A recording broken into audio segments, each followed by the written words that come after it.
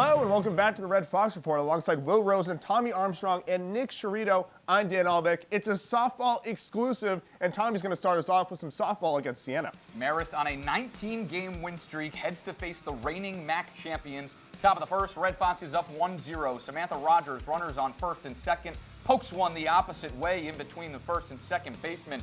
Maya McDonald sent home, relay throw not in time. Rogers, with her hit in her 7th straight game, drives in McDonald, who scores her 50th run of the season. Red Foxes up 2-0. Bottom of the first, Emma Peterson now has runners on first and second. She hits one the opposite way as well. Liner down right field. That'll score one easily. A stand-up double. Answers back for Siena. They're now down just 2-1. Head to the bottom of the third. Leadoff hitter Mackenzie Swinson up. Knocks one in that same area, and she's got some speed. Flying around the base paths. Relay from right field. No good. She's got herself a triple to start the inning, and she is amped up. Siena, hungry, looking to get back at the Red Foxes. And that's going to set up Gracie Go Away. It's 1 out. She has her teammate on third base.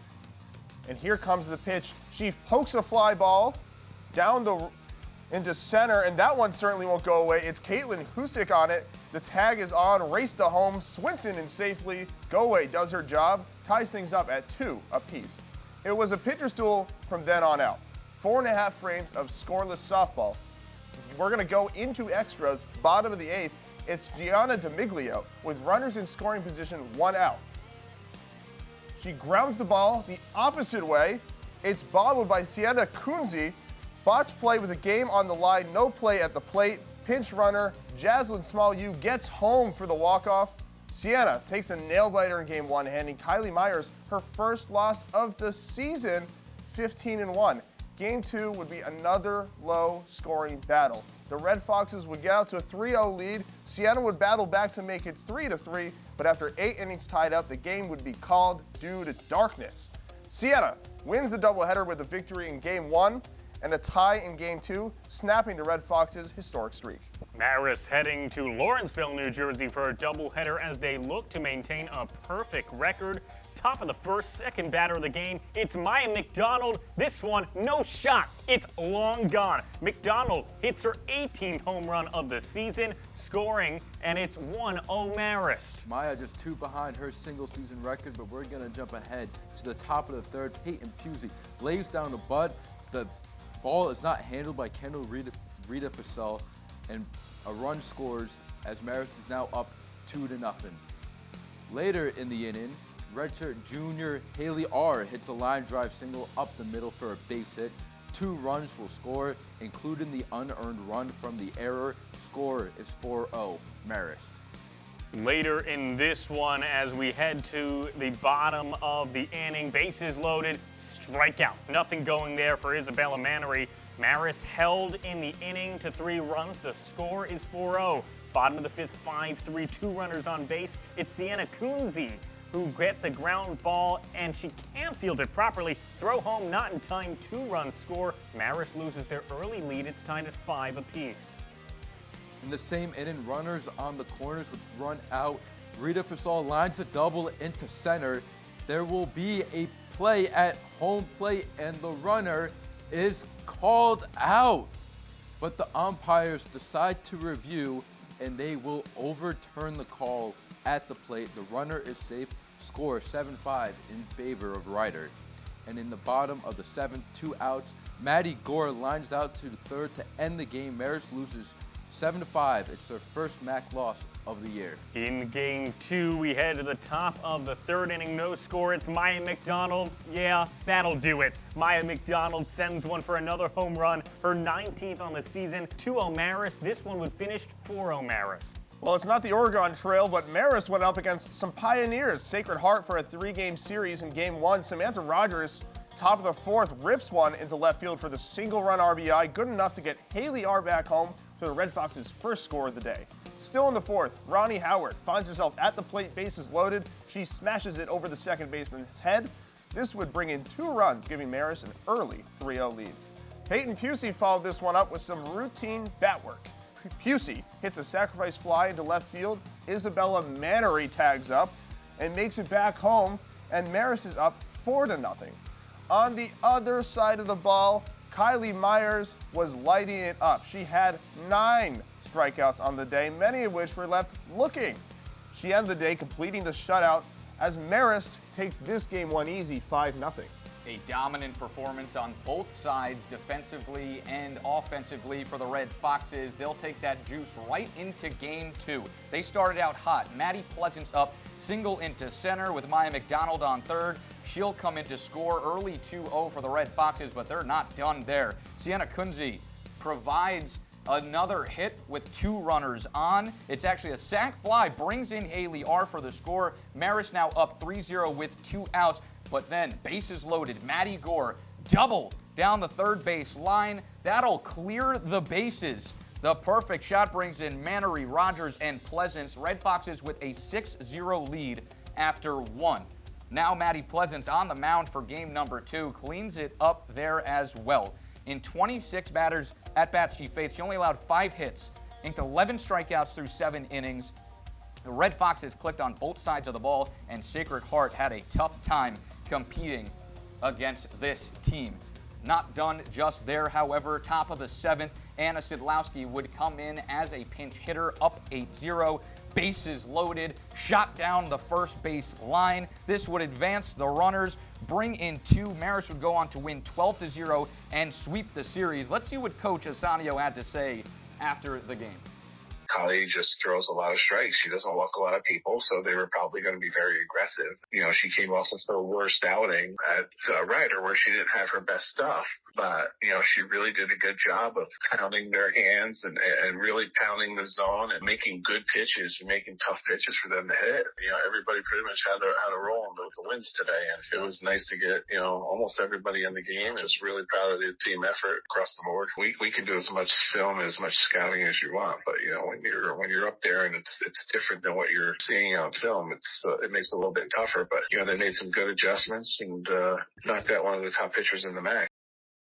A couple of more dominant performances from Marist softball. We just heard from Coach. He likes what he saw in recent times. Let's take a look at the standings now after seeing some of those recaps. Marist sitting pretty comfortably, but right behind Iona. Yeah, they actually haven't played Iona yet, so that's a pivotal matchup to watch as the season concludes. But Marist now 2-seeded and looking to be either the home clincher in the first seed, where they would, of course, host again like last year, or travel to New Rochelle and play there. What do you think's a better advantage, Dan? Well, this team knows a lot about playing away. I mean, 34-7-1. And 42 of those games all away on the road. That's unbelievable. I mean, you just think about their dominance, being in the D1 softball's top 25, 19 straight wins from March to April, ACC program win against Notre Dame. I mean, it's just unbelievable. 3 of the 5 players in the MAC leading with batting average, home runs, and ERA, just unbelievable stuff. I really think they have what it takes to win on the road. They're a proven program, and they did it last year as well. So they're really ready for anything, but especially on the road. Yeah, a lot of key players. This team swept the MAC awards last season, from Player of the Year, Maya McDonald, Co-Pitcher of the Year, Coach of the Year, Rookie of the Year, and they're looking to do it again. We talk about Maya McDonald and Kylie Myers, 2 of those you see in the NCAA leaders. Nick, these 2 have really led the way, especially last season and now coming into this one as well. I mean, there is not enough positive things you can say about Maya McDonald. She's leading the MAC in pretty much everything. Second behind only Haley Yard, batting average, who is north of 500. And McDonald looking to break her all-time single-season record, not only for Marist, but for the MAC as well. So you see those 2 with a lot of their national leaders, but it's a full team effort this year, Will. We just mentioned Nick had Haley R, her average up there. You've seen fantastic stuff from Peyton Pusey, the dual threat in Maddie Pleasance. I mean, this team has it all. The team has it all, but when you have a player like Maddie Pleasance who could do anything on the field, it just elevates you. You see it in the MLB with Shohei Ohtani. The way that these players, and I'm not comparing Maddie to Shohei Ohtani, Maddie's the pride of Poughkeepsie. She could do it on both ends. 12-3, 2.15 ERA, and on the hitting side, she's almost batting .370. She could do it all, Dan. You think Shohei Ohtani would like Poughkeepsie, Will? I do not. Yeah, really, you said it right. In this pitching, man, Kylie Myers, I mean, you could talk all day about her. She's just incredible. Just, you know, a few scoreless efforts against Sacred Heart. I mean, all of those strikeouts, and they were looking. Like, just an unbelievable effort. She can blow the fastball right by you. And really, it's I think she creates a fear factor, which when you look at a dominant starter, it's very important to have in the playoffs. And the most important thing about Myers is her ability to create weak contact. Not one of the leaders in the MAC in strikeouts, but she is one of the best at not generating hits. 5.07 hits per 7 innings, which is 45th Phenomenal. in the NCAA.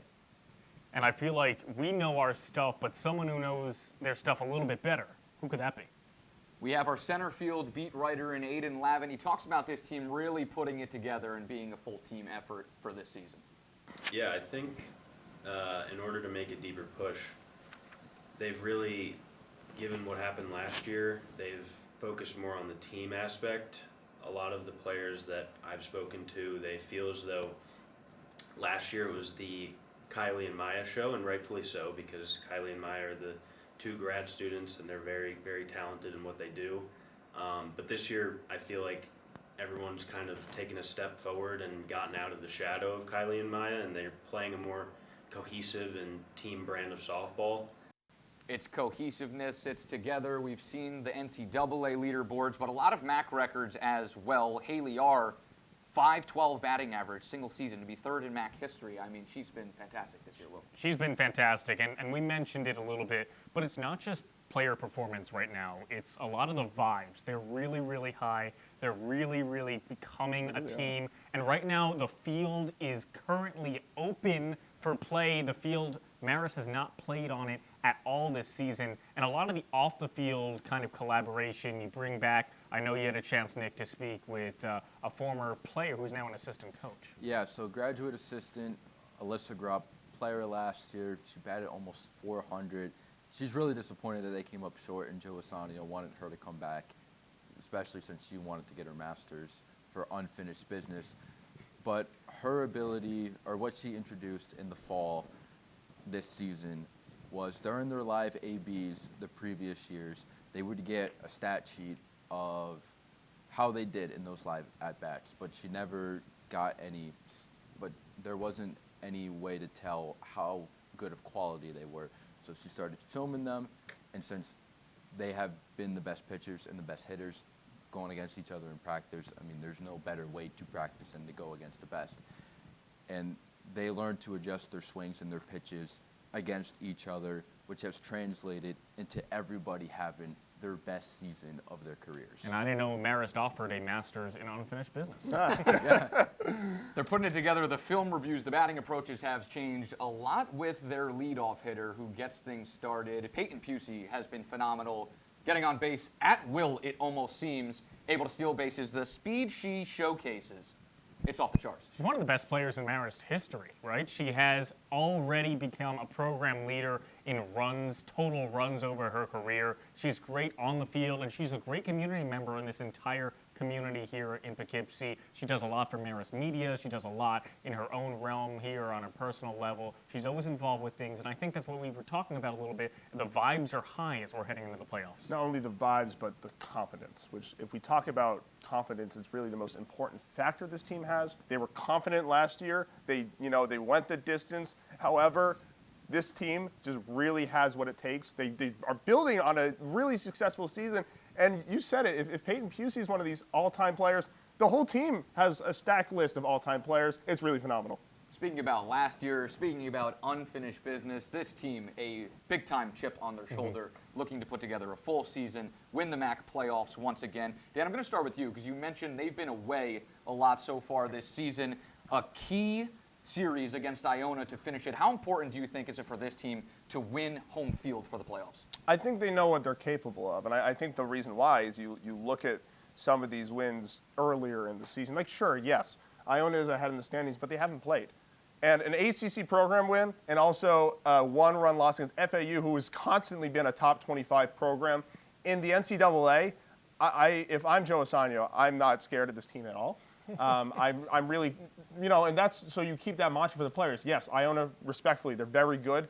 But if you're Joe Assanio, you keep that confidence. You don't think about the opponent. You just keep going game after game after game, and you keep that riding. And it's very important that these players keep a level mindset, not to get too high, not to get too low.